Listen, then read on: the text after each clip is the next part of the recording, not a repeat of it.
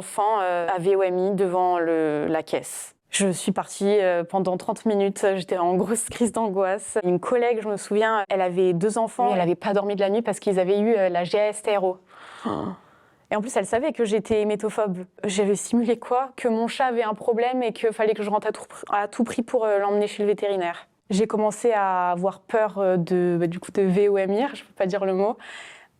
Personne n'aime VOMir, mais moi, c'était vraiment un degré où je préférais en fait mourir que faire ça. Chaque petit mot que je peux ressentir, ça va me faire des scénarios et en fait je me rends malade en fait toute seule. Dès que j'ai mal au ventre, je vais me dire ok ça y est j'ai attrapé la GASTRO, la maladie de l'angoisse. Donc je me rends malade instinctivement, je commence vraiment à avoir mal au ventre de stress du coup, mais je me dis que ça doit être la maladie.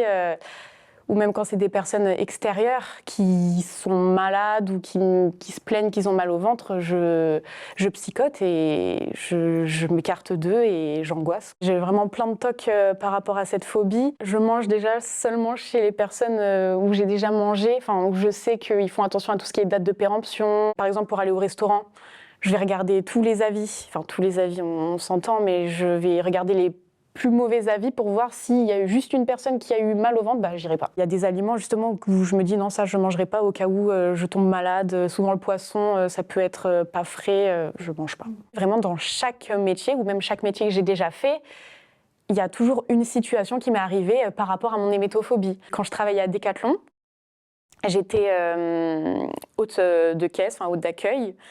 Et ça arrivait très très régulièrement qu'il y ait des enfants qui VOMissent. Et une fois, c'est arrivé pile devant moi. Enfin, l'enfant a VOMI devant la caisse. Je suis partie pendant 30 minutes, j'étais en grosse crise d'angoisse.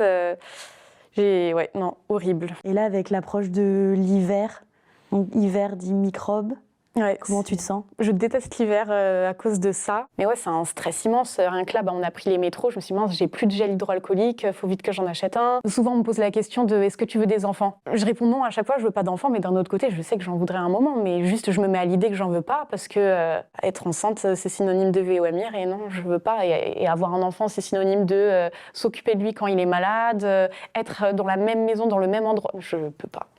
Enfin, je peux pas, non. C'est pas possible. Pour toi, sur une échelle de 1 à 10, ton hémétophobie, elle te gâche la vie à combien?